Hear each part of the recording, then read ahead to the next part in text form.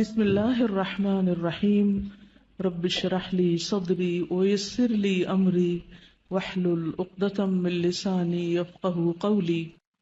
سورۃ الملک میں اللہ تعالیٰ فرماتے ہیں الذی خلق الموت والحیاۃ لیبلوکم ایکم احسن عملا، کہ اس نے زندگی اور موت بنائی تاکہ تمہیں آزما کے دیکھے کہ تم میں اچھے کام کون کرتا ہے۔ ان آیات سے پتہ چلتا ہے کہ دنیا میں ہر انسان کو ضرور آزمایا جائے گا، یعنی ہر ایک کا امتحان ہوگا، کیونکہ اس دنیا میں ہم آئے ہی امتحان کے لیے ہیں۔ تو ہم بات یہ کر رہے تھے کہ اللہ تعالیٰ نے چونکہ امتحان کے لیے پیدا کیا ہے، اس لیے کبھی بھوک، کبھی مال، کبھی جان، کبھی پھل، کبھی فصلوں کی کمی، ان کے ساتھ انسان کا امتحان ہوتا رہتا ہے۔ کوئی نہ کوئی چیز زندگی میں مسئلہ کھڑا ہی رکھتی ہے، ایک مسئلے سے نکلتے ہیں ایک اور میں پھنس جاتے ہیں، ایک سے نکلتے ہیں ایک اور میں پھنس جاتے ہیں، یعنی کوئی نہ کوئی غم ہمیں لگا ہی رہتا ہے۔ تو ایسی صورت میں کیا کرنا چاہیے کہ جب کوئی مصیبت پہنچے تو کیا کہنا چاہیے؟ انا للہ و انا الیہ راجعون۔ کوئی چیز چلی گئی، ہم بھی اللہ کے، ہم بھی جانے والے ہیں، اپنی موت کو یاد کر لیں، یعنی جب کوئی فوت ہو تو اپنی موت یاد کریں، ہم نے بھی چلے جانا ہے، یہاں تھوڑی بیٹھے رہنا ہے۔ تو اس طرح مومن کے دل کو سہارا ہو جاتا ہے، وہ کسی کی وفات پر اتنا افسوس نہیں کرتا کہ اپنا آپ ہی گنوا دے، کھپا دے، اپنے آپ کو ہی ختم کر دے، ایسا نہیں ہوتا، بلکہ وہ کیا کرتا ہے کہ صبر کرتا ہے۔ تو یاد رکھیے کہ کوئی بھی مصیبت اللہ کے اذن کے بغیر نہیں آتی۔ قرآن مجید میں آتا ہے وما اصاب من مصیبت الا باذن اللہ، کوئی مصیبت نہیں آتی مگر اللہ کی اجازت سے آتی۔ وَمَن يُؤْمِن بِاللَّهِ يَهْدِ قَلْبَهُ، اور جو اللہ پر ایمان رکھتا ہے، اللہ پہ اعتماد کرتا ہے، اللہ اس کے دل کو ہدایت بخشتا ہے۔ اس مصیبت کے اندھیرے میں بھی اللہ تعالیٰ اس کو صحیح رستہ دکھا دیتا ہے، اس کا حل بتا دیتا ہے۔ اور یہ بھی یاد رکھیے کہ یہ جو مصیبتیں وغیرہ ہیں، یہ اللہ کے اذن سے جب آتی ہیں، اگر اللہ نہ چاہے تو آ بھی نہیں سکتی، یعنی یہ ہماری تقدیر میں ہوتی ہیں کہ اس بندے کو اس چیز سے آزمانا ہے، اور اگر کوئی چیز ہماری تقدیر میں نہیں تو ڈرنے کی بھی ضرورت نہیں۔ یہ جو ہم وہم کا شکار ہو جاتے ہیں نا، خوف کا، پتہ نہیں یہ نہ ہو جائے، پتہ نہیں میرے بڑھاپے میں کیا بنے گا، میری اولاد نہیں ہے، میری تو شادی بھی نہیں ہوئی، میرا کیا ہوگا۔ اگر جن کے بچے ہوتے ہیں وہ بھی کہتے ہیں پتہ نہیں بچے اچھے نکلیں گے نا، پتہ نہیں ہمارا ساتھ دیں کہ نہ، پتہ نہیں کاروبار کو کچھ نہ ہو جائے، پتہ نہیں نوکری نہ چھوٹ جائے، پتہ نہیں یہ نہ ہو جائے۔ اس طرح کے توہم بھی نہیں کرنے چاہیے، یہ شیطان کے وسوسے ہوتے ہیں، کیونکہ اس کا پسندیدہ کام ہے بندہ مومن کو غمگین رکھنا۔ ٹھیک ہے، تو آپ نے غمگین نہیں رہنا، فوراً اللہ کی طرف رجوع کرنا ہے کہ آج تک میرا رب مجھے پال رہا ہے، آئندہ بھی وہی پالے گا، بس تسلی۔ اور اگر کوئی مصیبت آنی نہیں تو وہ میری فکر کرنے سے آنی جانی، کیونکہ ما اصابہ لم یکن لیخطئہ وان ما اخطأہ لم یکن لیصیبہ، جو چیز آنی ہے وہ ٹل نہیں سکتی، اور جو نہیں آنی وہ آ نہیں سکتی۔ تو جو آنی ہے اس نے آنا ہے، اس کے لیے اللہ سے دعا کرنی چاہیے کہ اللہ سبحانہ وتعالی ہمیں عافیت میں رکھے، اور اگر کوئی چیز آ کے ہٹ کرے تو صبر کی توفیق عطا فرمائے تاکہ اس کا اجر حاصل ہو سکے، اجر نہ گنوائیں ہم۔ پھر آپ دیکھیے کہ کبھی کوئی مصیبت آتی ہے تو ہم لوگوں کو بلیم کرنا شروع کر دیتے ہیں، اس نے نظر لگا دی ہے، اس نے جادو کر دیا ہے، اس نے حسد کر لیا ہے۔ اس سے بھی یہ کہ انسان جو ہے اس کے اندر ایک اور طرح کی خرابی پیدا ہونے لگتی، جو نظر بھی لگی نا تو اللہ کے اذن سے ہی لگی، ورنہ ہر وقت لوگ ہمیں دیکھتے نہیں رہتے، وہی لوگ دیکھ رہے ہوتے ہیں، ہمیں کچھ بھی نہیں ہوتا، اور کسی دن ان کی نظر ہمیں لگ جاتی ہے۔ تو لوگوں کی آنکھیں بند کر سکتے ہیں؟ نہیں کر سکتے۔ ہمیں کیا کرنا چاہیے؟ حفاظت کی دعائیں پڑھنی چاہیے، صدقہ خیرات کرنا چاہیے، ایسے کام کرنے چاہیے کہ جس سے اللہ تعالیٰ ہمیں محفوظ رکھے، نہ کہ ہم نجومیوں کے پاس جائیں کہ اچھا میرے جادو کس نے کیا اور فلاں کام کیسے ہو گیا۔ نہیں، غیب کی خبریں اللہ کے سوا کسی کو نہیں پتا، ان چیزوں کے پیچھے نہیں پڑنا چاہیے۔ پھر اسی طرح بعض اوقات جو مصائب ہوتے ہیں یا آزمائشیں ہوتی ہیں وہ بندے کے حق میں بڑی خیر ہوتی ہے، اس سے بندے کے اندر اللہ کی طرف قریب ہونے اور اللہ کی رضا حاصل کرنے کا شوق پیدا ہوتا ہے۔ رسول اللہ صلی اللہ علیہ وسلم نے فرمایا اللہ جس کے ساتھ بھلائی کا ارادہ کرتا ہے اس کو مصیبت میں مبتلا کر دیتا ہے. اب وہ بندہ جو بھاگا جا رہا تھا دنیا کی طرف، جب پڑی اس پر مصیبت تو اب کیا ہوا؟ اللہ کی طرف اس نے رجوع کر لیا، اس نے اللہ کے سامنے رونا شروع کر دیا، دعائیں مانگنی شروع کر دی، ذکر اذکار وظیفے کرنے شروع کر دیے. اتنا ذکر ہم عام طور پہ کرتے ہیں جب ہم خوشحالی میں ہوتے ہیں؟ نہیں. لیکن جب مصیبت آتی ہے تو پھر دن رات دعائیں کرتے ہیں، اور دعا عبادت ہے، ہم ہر وقت عبادت کی حالت میں ہو جاتے ہیں. پھر اسی طرح ہے کہ اللہ تعالیٰ بندے کو اس کے ذریعے صاف کرتا ہے، گناہ پاک ہوتے ہیں. حدیث میں آتا ہے مسلمان کو جو بھی پریشانی، رنج، غم، ملال، تکلیف کچھ بھی پہنچتا ہے، حتیٰ کہ کوئی کانٹا بھی اس کو چبھ جاتا ہے، تو اللہ تعالیٰ اسے اس کے گناہوں کا کفارہ بنا دیتے ہیں اور اس کو اس کے ذریعے پاک کر دیتے ہیں. پھر اسی طرح ایک جگہ پر تو یہ آتا ہے کہ یہ اللہ کی محبت کی علامت ہوتی ہے. ہم تو جس سے محبت کرتے ہیں اس کو زیادہ اچھی اچھی چیزیں دیتے ہیں، لیکن اللہ کی محبت بندوں کی محبت سے مختلف ہے. وہ اس کو تکلیف میں مبتلا کر کے اپنی طرف لے آتے ہیں. حدیث میں آتا ہے اذا احب اللہ قوما ابتلاہم، جب اللہ کسی قوم سے، کچھ لوگوں سے محبت کرتا ہے تو ان کو امتحان میں مبتلا کر دیتا ہے، اور یہ اللہ کے قرب کی علامت ہوتی ہے. اور اس میں آپ دیکھیے کہ ایک حدیث سے پتہ چلتا ہے کہ آپ نے فرمایا کہ ان میں سے کچھ لوگ آزمائش پہ بہت خوش ہوتے ہیں بنسبت اس شخص کے جو کچھ دیے جانے پہ خوش ہوتا ہے. وہ امتحان پر کہتا ہے کہ اللہ نے ہم سے محبت کی، اللہ نے ہمیں یاد رکھا. اور صحابہ میں یہ ہوتا تھا کہ اگر انہیں کوئی مشکل نہیں پیش آتی تھی، ہر وقت خوشیاں ہی خوشیاں، تو فکر مند ہونے لگتے تھے کہ کہیں اللہ تعالیٰ ہم سے ناراض تو نہیں. اس کا یہ مطلب نہیں کہ ہمیں مصیبتیں مانگنی چاہیے، نہیں، ہرگز نہیں. عافیت مانگنی چاہیے، عافیت کی دعا اللہ کو پسند ہے. لیکن اگر مشکل آ جائے تو مسکرا کے مقابلہ کرنا چاہیے، نہ کہ رونا پیٹنا ڈال دے. اس موقع پر صبر کرنا چاہیے. صبر کیا ہے؟ کسی مصیبت کو اچھے انداز میں ٹیکل کرنا، اچھے انداز میں اس کا مقابلہ کرنا. ابن تیمیہ کہتے ہیں کہ اللہ نے اپنی کتاب میں 90 سے زیادہ جگہ پر صبر کا ذکر فرمایا، 90 سے زیادہ جگہوں پر. اور 2 جگہ تو اللہ تعالیٰ نے اس کو صبر اور نماز کو ساتھ ساتھ بیان کیا ہے. وَاسْتَعِینُوا بِالصَّبْرِ وَالصَّلَاةِ، صبر انبیاء کی صفت ہے. پھر اسی طرح قرآن مجید میں صبر کرنے والوں کی تعریف کی گئی ہے. وَالصَّابِرِينَ فِي الْبَأْسَاءِ وَالضَّرَّاءِ وَحِينَ الْبَأْسِ أُولَٰئِكَ الَّذِينَ صَدَقُوا وَأُولَٰئِكَ هُمُ الْمُتَّقُونَ. اور خصوصاً جو تنگ دستی اور تکلیف میں اور لڑائی کے وقت صبر کرنے والے ہیں، یہی لوگ ہیں جنہوں نے سچ کہا اور یہی بچنے والے ہیں. یعنی جو مصیبتوں کے وقت صبر کریں وہی متقی لوگ ہیں، وہی اصل میں پرہیزگار لوگ ہیں. ہم سمجھتے ہیں صرف نماز روزہ کر لینے سے انسان پرہیزگار بن جاتا ہے، وہ ایک حصہ ہے. لیکن جب صبر کرتا ہے تو اس کے تقویٰ کا پتہ چلتا ہے، کیونکہ عام حالات میں نہیں پتہ چلتا کہ کون شخص کتنا نیک ہے. لیکن جب اس پہ کوئی مشکل آتی ہے اور اس وقت وہ کس طرح ریئیکٹ کرتا ہے، اس سے پتہ چلتا ہے کہ اس کے اندر کتنا صبر ہے اور کتنا یہ اچھا انسان ہے.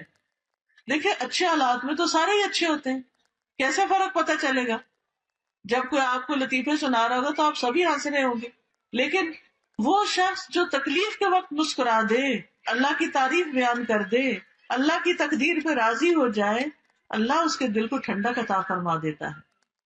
پھر اسی طرح آپ دیکھیں کہ نبی صلی اللہ علیہ وسلم کو بھی صبر کرنے کا حکم دیا گیا، پھر لوگوں کو بھی حکم دیا گیا وَجَعَلْنَا بَعْضَكُمْ لِبَعْضٍ فِتْنَةً أَتَصْبِرُونَ وَكَانَ رَبُّكَ بَصِيرًا. اور ہم نے تمہارے بعض کو بعض کے لیے آزمائش بنا دیا. یعنی انسان انسانوں کے لیے ایک امتحان ہے. کس طرح؟ بعض لوگوں کی عادت ہوتی ہے دوسروں کو ٹیز کرتے رہنا، تانے دینا، بعض کی عادت ہوتی ہے بڑا غصہ کرنا. اب وہ کیا ہے؟ انسان کے لیے ایک امتحان ہے. یعنی دوسرے آس پاس کے لوگ جو ان کے لیے وہ بندہ امتحان بن گیا. اب کیا کرنا ہے؟ صبر کرنا ہے. تو یہ جو ہے نا بندے بندوں کا امتحان بن جاتے ہیں، اس کو ہمیں سمجھنا چاہیے. کبھی ہمارے والدین ہی ہمارا امتحان ہو جاتے ہیں، وہی چھوٹی چھوٹی بات پر ہمیں ٹوکتے رہتے ہیں اور ہم پریشان رہتے ہیں کہ کریں تو کرے کیا. جواب دینے کی بھی اجازت نہیں اللہ نے دی، اور ڈانٹنے کی بھی اجازت نہیں دی، اور اونچی آواز سے بول کے سمجھا بھی نہیں سکتے. تو پھر کیا کرنا ہے؟ صبر کرنا ہے اور اچھا سلوک کرنا ہے تاکہ اللہ تعالیٰ ہم سے ناراض نہ ہو. پھر اسی طرح یہ ہے کہ افضل ایمان جو ہے صبر اور نرمی کرنا ہے، جنت میں داخلے کا ذریعہ ہے. نقصان سے بچنے کے لیے ضروری ہے صبر. والعصر ان الانسان لفی خسر الا الذین آمنوا وعملوا الصالحات وتواصوا بالحق وتواصوا بالصبر. صبر سب سے وسیع اور بہترین نعمت ہے، لیکن جو عورتیں صبر نہ کریں ان کے بارے میں بڑی سخت وعید ہے. عبد الرحمن بن شبل کہتے ہیں کہ رسول اللہ صلی اللہ علیہ وسلم نے فرمایا بے شک فساق جہنمی ہیں. کہا گیا اللہ کے رسول فساق کون ہے؟ جیسے فاسق ہوتا ہے نا، اسی سے فساق. آپ نے فرمایا عورتیں، یہ عورتیں ہیں. ایک آدمی نے کہا اللہ کے رسول کیا وہ ہماری مائیں اور ہماری بہنیں اور ہماری بیویاں نہیں؟ آپ نے فرمایا کیوں نہیں، لیکن جب ان کو نعمتیں ملتی ہیں تو شکر نہیں کرتی، اور جب ان کو آزمایا جاتا ہے تو صبر نہیں کرتی. یعنی مردوں کے مقابلے میں عورتوں کے اندر صبر کی صفت کم پائی جاتی. اس لیے ہمیں اور زیادہ ایفرٹ لگانے کی ضرورت ہے کہ ہم صابر و شاکر بن جائیں. اب صبر جو ہے نا، اس کا لفظی مطلب ہوتا ہے اپنے آپ کو روکنا. کس چیز سے روکنا؟ اللہ کی نافرمانی سے روکنا. فرائض پورے کرنے کے لیے اپنے آپ کو روکنا کہ نہیں، یہ کام تو پورا کرنا ہی کرنا ہے، تو ڈیوٹی ہے میری، چاہے اللہ کے حق میں ہو چاہے بندوں کے حق میں. پھر اسی طرح نفس کو ایسی خواہشات سے روکنا جن سے روکنے کا حکم دیا گیا ہے. پھر صبر جو ہے وہ روشنی ہے. صبر کیا ہے؟ روشنی ہے. جیسے سورج کی روشنی ہوتی ہے نا، تو اس میں گرمی بھی ہوتی ہے لیکن چمک بھی ہوتی ہے، تلخی بھی ہوتی ہے. اسی طرح صبر انسان کے لیے مشقت انگیز ہے. اسی لیے نماز کو نور اور صبر کو ضیاء کہا گیا، کیونکہ صبر میں مشقت اور تکلیف پائی جاتی ہے. تو 3 طرح صبر ہوتا ہے. ٹھیک ہے، 3 طرح کی چیز. نمبر 1، اللہ کی نافرمانی سے صبر کرنا. حرام کام بڑا آسان ہو گیا، لیکن کیا کرنا؟ اپنے آپ کو روک کر رکھنا. جیسے حدیث میں آتا ہے وہ شخص جس کو کوئی حسب نسب والی عورت، خوبصورت عورت زنا کے لیے بلائے اور وہ یہ کہے آدمی کہ میں اللہ سے ڈرتا ہوں، یہ بھی صبر ہے. ورنہ جہاں انسان کو برائی کرنے کا موقع مل جائے وہاں وہ کیوں صبر کرے، کیوں پیچھے رہے جبکہ دعوت کسی اور کی طرف سے مل رہی ہے.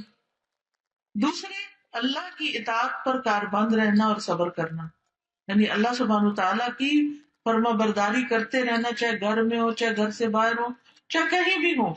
یہ نہیں کہ جب انہی لوگوں کے بیچ میں ہو تو اچھے کام کرنا اور جب دنیا میں نکلے تو پھر اپنی مرضی کرنا. نہیں، کہیں پر بھی ہو، مسجد میں ہو، مدرسہ میں ہو، گھر میں ہو، بازار میں ہو، اللہ ہی کی فرما برداری کرنی ہے، اللہ ہی کو سب سے بڑا سمجھنا ہے، اسی پر جمے رہنا ہے. پھر اللہ کے فیصلوں پر صبر. بعض اوقات ہم ایک خاص جاب چاہتے ہیں، وہ ہمیں نہیں ملتی، تو یہ اللہ کا فیصلہ ہے. ہم بیٹی چاہتے ہیں، اللہ بیٹا دے دیتا ہے. ہم بیٹا چاہتے ہیں، اللہ بیٹی دے دیتا ہے. تو کس کا فیصلہ ہے؟ اللہ کا فیصلہ. اب اس پر بھی صبر کرنا ہے. پھر اسی طرح بعض اوقات ہم کہیں جانا چاہتے ہیں، ہم جا نہیں پاتے، اس پر بھی صبر. ہم زندگی میں کچھ بننا چاہتے ہیں، جو بننا چاہتے ہیں وہ بن نہیں پاتے کوششوں کے باوجود، تو پھر یہ کیا ہے؟ یہ بھی صبر ہے. تو اللہ کی تقدیروں پہ صبر کرنا جو ہے یہ انسان کے دل کو سکون بخشتا ہے.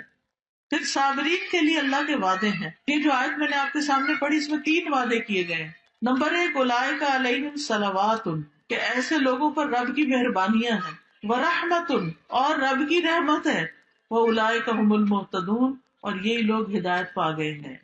یہ ہدایت یافتہ یعنی ہدایت پانے والے لوگ ہیں. تو اس میں آپ دیکھیں صلوات، رحمت اور ہدایت ملتی ہے کس پر؟ صبر کرنے پر. اور ان کے لیے مغفرت اور بہت بڑا اجر ہے. جیسے سورۃ الاحزاب کی آیت 35 میں آتا ہے والصابرین والصابرات، اور بھی صفات ہیں، اعد اللہ لهم مغفرۃ واجرا عظیما، کہ اللہ نے ان کے لیے بخشش اور بہت بڑا اجر تیار کر رکھا ہے. پھر آپ دیکھیے کہ صبر کرنے والوں کا اجر اللہ کے ذمہ ہوتا ہے، اور جو صبر کرتا ہے اس کا اجر پھر جب رب دے گا تو کتنا بڑا دے گا، پھر اس کا اجر ضائع نہیں ہوتا. پھر یہ بھی یاد رکھیے کہ جس کی آزمائش بڑی ہوتی ہے اس کا اجر بھی بڑا ہوتا ہے. کچھ لوگوں کی آزمائش چھوٹی چھوٹی ہوتی ہے اور اس پر بھی وہ صبر نہیں کرتے، لیکن کچھ کی آزمائش بہت بڑی ہوتی ہے، تو جتنی بڑی آزمائش اتنا بڑا اجر.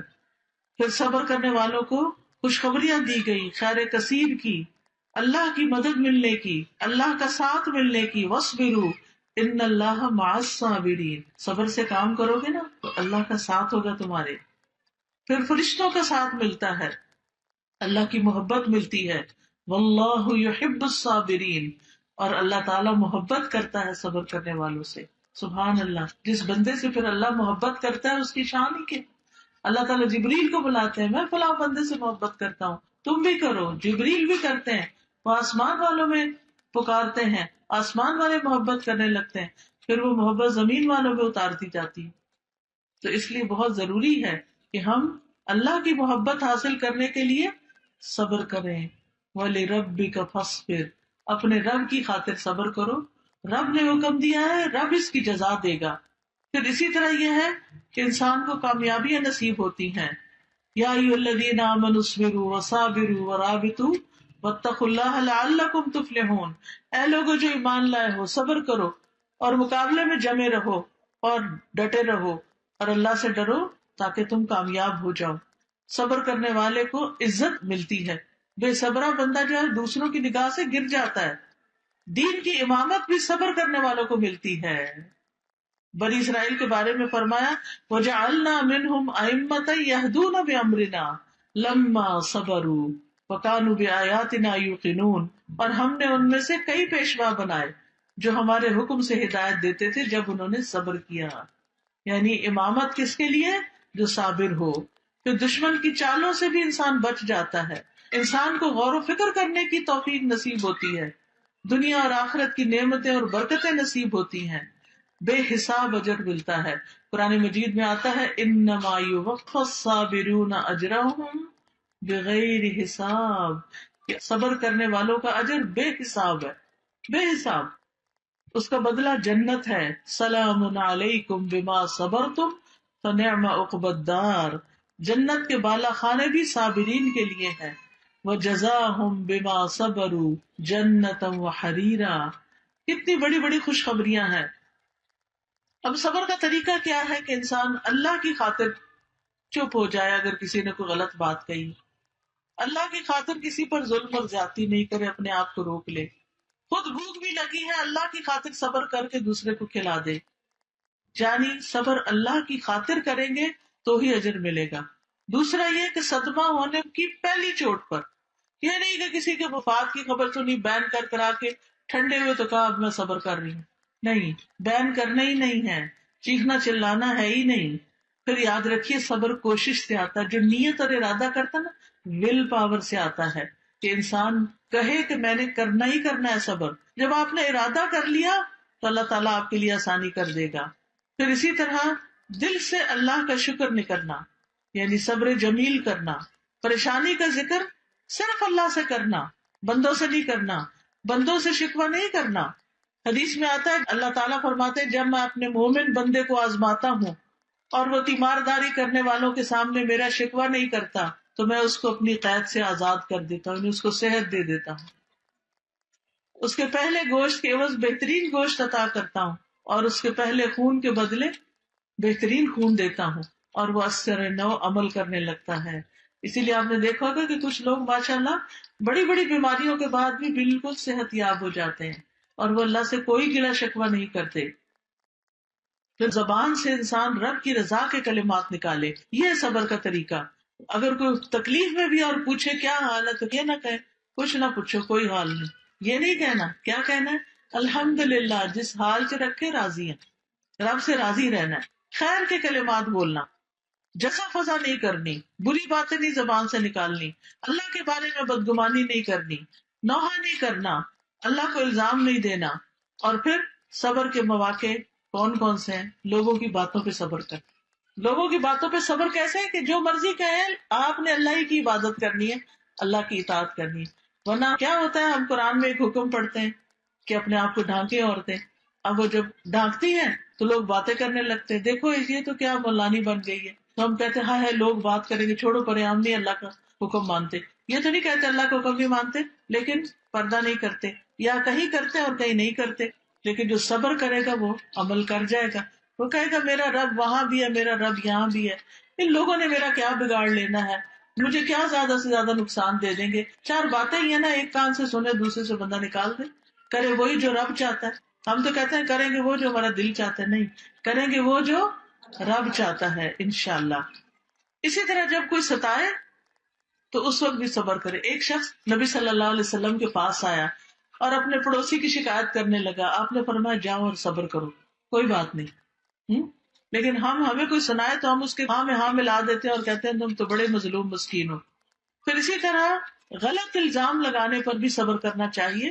ہاں، اگر موقع ہو تو انسان اپنی صفائی پیش کر دے، اور اگر کوئی سننا ہی نہیں چاہتا ہماری صفائی تو کوئی بات نہیں، اللہ کو تو پتا ہے کہ ہم بے گناہ ہیں۔ پھر اسی طرح حالات کی تنگی پر، رزق میں کمی پر، پھر اسی طرح بیماری پر، بیٹیوں کی پیدائش پر، نبی صلی اللہ علیہ وسلم نے فرمایا جس شخص کی 3 بچیاں ہوں اور وہ ان پہ صبر کرے کہ 3 بیٹیاں اوپر تلے پیدا ہوگی، اور محنت کر کے انہیں کھلائے اور پلائے اور پہنائے، وہ اس کے لیے جہنم کی آگ سے اوٹ بن جائیں گی۔ کتنا بڑا اجر ہے۔ بچوں کی وفات ہو جائے تو اس پر صبر کرنا، بیت الحمد۔ پھر اسی طرح علم کے حصول میں صبر کرنا، آپ علم کے لیے نکلتے ہیں، کبھی گاڑی نہیں ملتی، کبھی آپ دھوپ میں ہیں، کبھی پسینوں میں، کبھی گھر سے ڈانٹ پڑ رہی ہے، کبھی ٹیچر ڈانٹ رہی ہے، تو گھبرا کے چھوڑنا نہیں۔ صبر کرنے کا مطلب یہ ہے کہ سفر جاری رکھنا ہے یہاں تک کہ اپنا کام مکمل کر لیں۔ پھر اسی طرح بڑوں کی طرف سے کوئی بات ڈانٹ سننی پڑ جائے اس پر صبر کر لیں۔ پھر اسی طرح اگر آپ کو آپ کے بہن بھائیوں کے مقابلے میں ترجیح نہیں دی جاتی، ان کو زیادہ مل جاتا ہے، اس پر بھی صبر کر لیں، کوئی بات نہیں، مجھے اللہ دے گا۔ پھر جب بدلہ لینے کا موقع ہو اس وقت بھی صبر کریں۔ آپ دیکھیں صبر کرنے والوں کی مثالوں میں ابراہیم علیہ السلام کے بیٹے اسماعیل علیہ السلام کی مثال آتی۔ جب ان کے والد نے کہا کہ میں تمہیں ذبح کرنے لگا ہوں، ہمارے ماں باپ ہمیں یہ تو نہیں کہتے ہم تمہیں مارنے لگے ہیں، چھوٹی سی ڈانٹ میں بھی ہم تو رو پڑتے ہیں، ہاں؟ اور واویلا مچا دیتے ہیں یا بھوک ہڑتال کر دیتے ہیں یا اور کسی طرح پلٹ کے ماں باپ کو ستانے لگتے ہیں، تو یہ تو صبر نہ ہوا۔ صبر کیا ہے؟ اچھا کوئی بات نہیں، امی ہے نا، پیار بھی تو کرتی ہیں، ڈانٹ دیا تو کیا ہو گیا۔ خیر، اسماعیل علیہ السلام کو جب ان کے والد نے کہا کہ اے بیٹے میں تمہیں ذبح کرنے لگا ہوں، تمہارا کیا خیال ہے؟ قال یا ابت افعل ما تؤمر، کہنے لگے ابا جان آپ کو جو حکم ملا آپ کریے، ستجدنی انشاء اللہ من الصابرین، آپ مجھے انشاءاللہ صبر کرنے والا پائیں گے۔ اور پھر یعقوب علیہ السلام کی مثال جب ان کے سامنے یوسف علیہ السلام جو انہیں بہت محبوب تھے، ان کو بھیڑیے کھانے کی خبر سنائی گئی تو انہوں نے کیا کہا؟ فصبر جمیل۔ ایوب علیہ السلام کی مثال 18 سال بیماری میں مبتلا رہے لیکن انہوں نے اللہ سے کوئی ناراضگی کا اظہار نہیں کیا۔ حضرت آسیہ کی مثال کہ کس طرح فرعون ان کو ستاتا تھا، فرعون نے اپنی بیوی کے دونوں ہاتھوں اور دونوں پاؤں پر کیل ٹھوک دیے تھے اور وہ سخت تکلیف میں تھی، تو جب فرعونی آگے پیچھے اور اوپر سے پیرا بھی دیتے تھے، جب فرعونی آگے پیچھے ہوتے تو فرشتے ان پہ سایہ کر لیتے، تو اس وقت انہوں نے دعا مانگی تھی رب ابن لی عندک بیتا فی الجنہ، اللہ اپنے پاس جنت میں گھر بنا دے۔ تو نبی صلی اللہ علیہ وسلم کو طائف کے سفر میں کتنی تکلیف اٹھانی پڑی تھی۔ حضرت عائشہ رضی اللہ تعالیٰ عنہ پر جب الزام لگا تھا تو اس وقت انہوں نے کیا کہا تھا؟ فصبر جمیل واللہ المستعان علی ما تصفون، صبر ہی اچھا ہے، بہترین صبر کروں گی اور اللہ ہی میرا مددگار ہے ان باتوں میں جو تم مجھ پہ کرتے ہو۔ تو یاد رکھیے صبر کوشش سے بھی اور صبر دعا سے بھی، یہ دعائیں مانگنی چاہیے، ربنا افرغ علینا صبرا، خاص طور پر جب صبر کرنا مشکل ہو رہا ہو تو ربنا افرغ علینا صبرا وتوفنا مسلمین، اور پھر ربنا افرغ علینا صبرا وثبت اقدامنا وانصرنا علی القوم الکافرین، یا حی یا قیوم برحمتک استغیث لا الہ الا انت سبحانک انی کنت من الظالمین، اللہ واللہ ربی لا اشرک به شیئا، لا الہ الا اللہ العظیم الحلیم، لا الہ الا اللہ رب العرش العظیم، لا الہ الا اللہ رب السماوات و رب الارض و رب العرش الکریم۔ یہ رنج و غم کی انسان دعائیں پڑھے اور صبر کرتا رہے تو اللہ کی مدد ضرور آئے گی۔ سبحانک اللہم و بحمدک اشہد ان لا الہ الا انت استغفرک و اتوب الیک۔ السلام علیکم و رحمۃ اللہ وبرکاتہ۔